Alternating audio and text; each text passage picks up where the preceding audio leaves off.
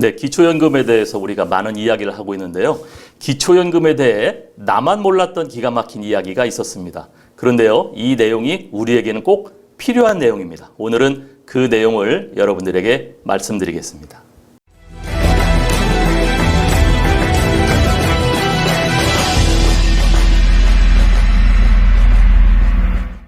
네, 지난 시간에는요, 우리 기초연금 수급자에게 새로운 서비스가 탄생했다고 말씀을 드렸었죠. 우리 인천광역시에서 우리 병원을 동행하는 서비스를 기초연금 수급자에 대해서 그러한 새로운 서비스를 탄생시켰습니다.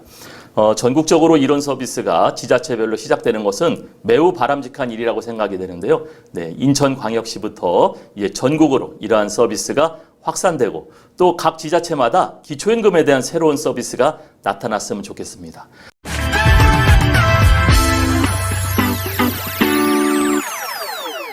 네, 오늘은 기초연금 내가 몰랐던 이야기 5가지를 여러분들에게 말씀드릴 건데요. 여러분들에게 꼭 필요한 이야기라고 생각을 합니다. 네, 첫 번째, 기초연금은 압류할 수 없다. 네, 여러분 기초연금을 우리가 지급받았는데 통장이 압류돼 있거나 압류가 들어온다고 하면은 굉장히 곤란하겠죠. 그런데요, 기초연금법에 의해서 이 기초연금은 압류 방지 전용 통장에 우리가 기초연금을 받을 수가 있습니다. 여기 보면요, 수급자의 급여가 압류되는 것을 방지하기 위하여 사회보장급여만 입금되는 별도의 통장이 있거든요. 이 통장에 여러분들이 신청을 해서 기초연금을 받으시면 되는 거거든요. 그 발급 절차는 주민센터에 가셔서 기초연금 수급자 확인서를 받으셔가지고요, 여러분들이 필요한 그런 금융기관에 방문해서 이 통장을 받으시면 됩니다. 그러면 이 통장에는요, 여러분 국민기초생활급여라든가 장애인연금이라든가 장애아동수당 그리고 기초연금만 들어갈 수 있도록 되었기 때문에 이 통장에 여러분들이 기초연금을 수급받으면 여러분들의 기초연금은 압류를 할 수가 없습니다. 네, 또 하나 다른 방법이 있는데요. 그것은 바로 대리수령 지급 방법입니다. 그래서 여러분들이요, 직계혈족이죠. 여러분들 직계 비속 자녀라든가 혹은 배우자의 이름으로 해서 또 대리수령을 할 수가 있습니다.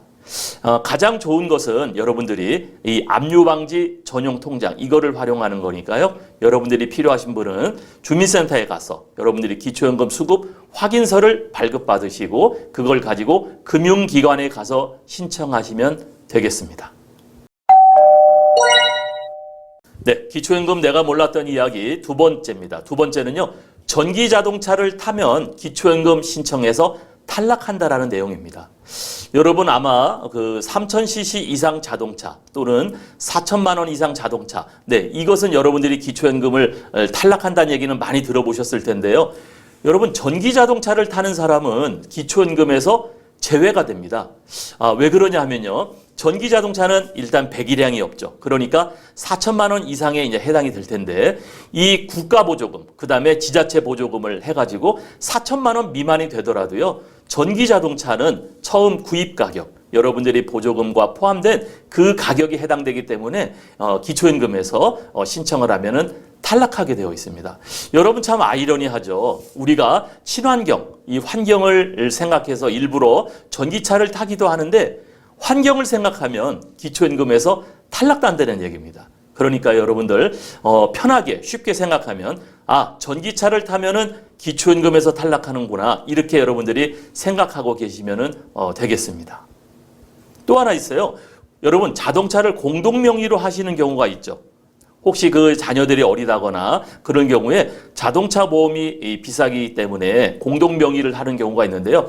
공동명의는 내가 1%를 할 수 있고 또 내가 99%를 할 수 있습니다. 그러나 여러분 1%만 내가 공동명의를 들어간다 하더라도요, 그 공동명의 자동차는 기초연금에서 우리가 소득인정액을 산정할 적에는 그 자동차 가격이 전체가 포함됩니다. 여러분 이거 굉장히 조심하셔야 됩니다. 그래서 내가 1% 금액만 해당이 되겠지 하겠지만 공동명의의 자동차는 내가 소득인정액 산정에 100%가 다 포함된다는 거. 그래서 가능하면 여러분들 전기자동차 신청하지 마시고 또 공동명의로 자녀를 위해서 이름을 빌려주지 말기 바랍니다.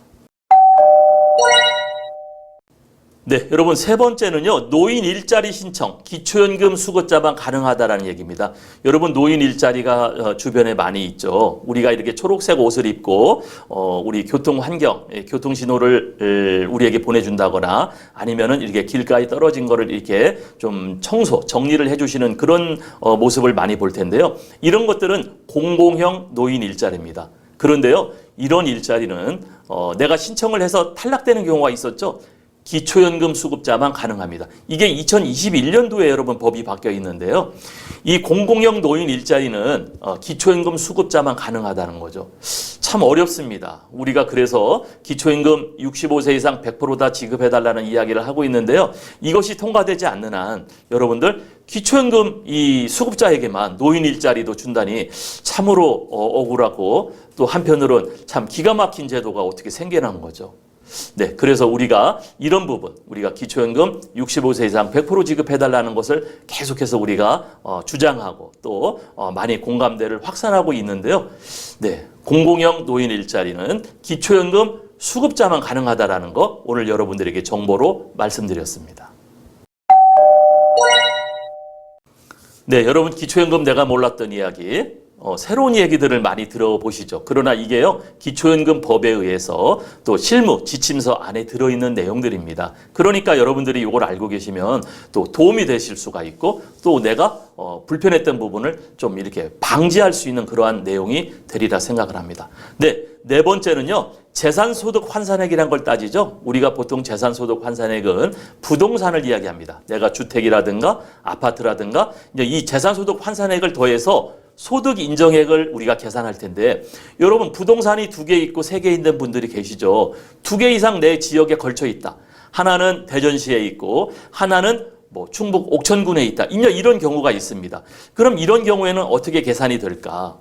여러분 이런 경우에는요. 그 각각의 공시지가를 합산합니다. 그래서 합산해서 일반 재산 공제액이 있다고 그랬죠. 대도시는 1억 3,500만 원, 중소도시는 8,500만 원. 그런 기준이 있었죠. 그런데 대전과 옥천에 있다면 대전이 대도시에 들어가기 때문에 1억 3,500만 원을 공제해 줍니다. 그러니까 기본 재산액, 그 공제해 주는 금액이 상위 지역에 있는 금액을 공제해 준다. 그러니까 여러분들이 요거는 좀 도움이 되겠죠. 혜택이 되는 거죠. 그래서 여러분들이 다른 지역에 중소도시에 혹은 농어촌에 내가 이 토지나 이런 재산이 있다 하더라도요. 대도시에 내가 작은 토지나 주택이 있으면은 대도시에 해당되는 1억 3,500만 원을 공제해 준다는 거 여러분들이 정보로서 참고하시면은 좋겠습니다. 네, 그리고 오늘은 5가지를 말씀드린다고 했는데 마지막입니다. 여러분 소득의 범위에 속하지 않는 소득이 있어요. 우리가 소득을 계산할 적에 소득 인정액을 계산할 때 소득 평가액이라는 계산한다고 그랬죠. 근로소득은 103만 원을 공제해 주니까 국민연금과 같은 기타 소득은 전액 포함이 된다고 그랬죠. 그런데요, 내가 이거를 소득처럼 생각을 했는데 이 소득에 포함되지 않는 소득이 있습니다. 바로 그것은 여기에 장애인 연금이라든가 그다음에 장애인 복지법에 의한 장애수당 이런 것들은 포함이 되지 않습니다. 또 아동수당법에 의한 아동수당도 포함이 되지 않습니다. 그런데요, 여러분들이 가장 우리가 혼선을 겪고 있는 게 하나 있어요. 여러분 고용보험법에 의한 우리 실업급여, 우리가 실업급여를 많이 타죠. 직장 생활을 하다가 최장 9개월까지 우리가 실업수당, 실업급여를 탈 수 있는데 여러분 이 실업급여도 이 기초연금을 우리가 산정을 할 적에 이 소득에는 포함되지가 않습니다. 지금 여러분 실업급여도 상당히 많이 주죠. 거의 한 180에서 190만 원 정도를 받을 수 있습니다. 그리고 최장 근속기간에 따라 다르지만 9개월까지 받을 수 있죠. 그러나 이런 거를 받으시는 분이 이걸 받는 기간에는 내가 기초연금에 포함되지 않는 것이 아닐까 생각하실 텐데 그러나 실업급여도요. 여러분 이 소득에는 포함시키지를 않습니다. 그래서 내가 실업급여를 받는다 하더라도 여러분이 해당 연령 65세가 된다면 기초연금을 신청하셔도 좋겠습니다.